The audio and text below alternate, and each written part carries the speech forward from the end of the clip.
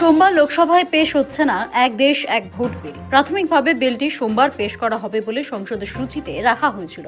শনিবার প্রকাশিত তালিকায় অবশ্য ছিল এটি। রবিবার সকালে লোকসভা সচিবালয়ের তরফে যে তালিকা প্রকাশ করা হয়েছে তাতে বাদ দেওয়া হয়েছে এই বিল পেশের কর্মসূচিকে। গত বৃহস্পতিবার মন্ত্রিসভা সংবিধান 129 সংশোধনী বিল 2024 এবং কেন্দ্রশাসিত অঞ্চল আইন সংশোধনী বিল 2024 অনুমোদন করে। শুক্রবার সন্ধ্যায় সেগুলি সংসদের কাছে পাঠিয়েও দেওয়া হয়। তারপরেই জানা যায় সোমবার অর্থমন্ত্রী অর্জুন রাম মেঘওয়াল বিলগুলি সংসদে পেশ করতে চলেছেন। আইনমন্ত্রী বিলগুলি পেশ করার পর তা যৌথ সংসদীয় কমিটির কাছে পাঠানো হতে পারে আলোচনার জন্য, কিন্তু শেষ মুহূর্তে পিছিয়ে এলো মোদী সরকার। সোমবারের চূড়ান্ত তালিকায় এই বিলগুলি রাখা হয়নি। আগামী 20 ডিসেম্বর শেষ হচ্ছে সংসদের শীতকালীন অধিবেশন, ফলে আর মাত্র 4 দিন সময় ছিল সংসদে এই বিল পেশ করার।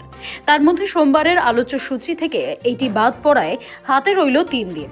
এর মধ্যে কবে এই বিল পেশ করা হবে কিংবা আদৌ তা হবে কিনা তা নিয়ে কোনো স্পষ্ট বার্তা মেলেনি। এক দেশ এক নির্বাচনের বাস্তবতা খতিয়ে দেখতে প্রাক্তন রাষ্ট্রপতি রামনাথ কোবিন্দের নেতৃত্বে একটি কমিটি গঠন করেছিল কেন্দ্র। গত মার্চ মাসে সেই কমিটি রাষ্ট্রপতি ভবনে গিয়ে দ্রৌপদী মুর্মুর কাছে রিপোর্ট জমা দিয়েছে। সেখানে এক দেশ এক নির্বাচনের পক্ষে সায় দেওয়া হয়েছে। চলতি বছর 15ই আগস্ট দিল্লির লালকেল্লায় দাঁড়িয়ে এক দেশ এক নির্বাচন নিয়ে সওয়াল করেছিলেন প্রধানমন্ত্রী নরেন্দ্র মোদী। প্রধানমন্ত্রী দাবি করেন গোটা দেশ এই প্রক্রিয়াকে সমর্থন জানাচ্ছে। সব রাজনৈতিক দলগুলিকে এই বিষয়টিকে সমর্থন করার আহ্বান জানান তিনি।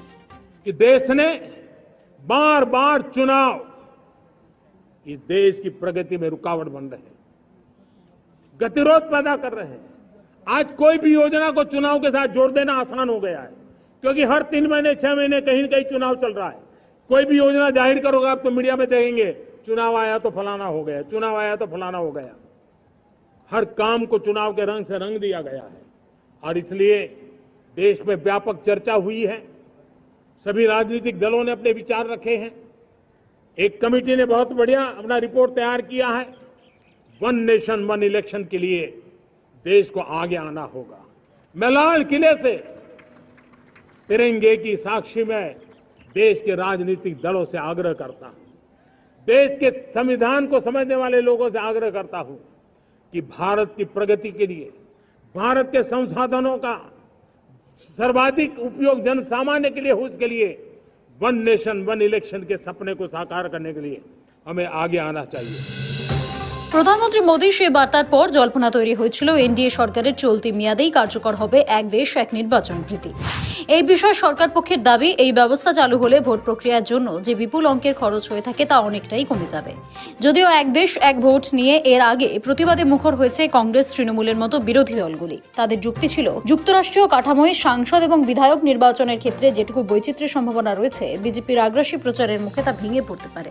দেশের এক এক রাজ্য বিধানসভার মেয়াদ শেষ হয় এক এক সময়। একসঙ্গে ভোট করাতে হলে কোনো রাজ্যের ভোট এগিয়ে আনতে হবে, কোনো রাজ্যের ভোট পিছিয়ে দিতে হবে, যা পদ্ধতিগতভাবে চরম সমস্যা। তবে বিরোধীদের আপত্তি নিয়ে সেভাবে মাথা ঘামাচ্ছে না মোদী সরকার। তা গত বৃহস্পতিবার মন্ত্রিসভার বৈঠকে বিল পাশ হওয়ার পরই স্পষ্ট হয়েছিল। তবে প্রস্তাব পাশ হওয়ার পরই বিলের বিরুদ্ধেই গর্জে উঠেছিলেন বাংলার মুখ্যমন্ত্রী তথা তৃণমূল সুপ্রিমো মমতা বন্দ্যোপাধ্যায়, আম আদমি পার্টির সুপ্রিমো অরবিন্দ কেজরিওয়াল সহ ইন্ডিয়া জোটের বহু শরিকরাই। সেক্ষেত্রে কি বিরোধীদের লাগাতার চাপ এবং বিল পেশ হওয়ার পক্ষে সংসদ উত্তাল হওয়ার অনুমান করে এক ধাপ পিছিয়ে এলো সরকার? প্রশ্ন এখন রাজনৈতিক মহলে। ব্যুরো রিপোর্ট, সময়, কলকাতা।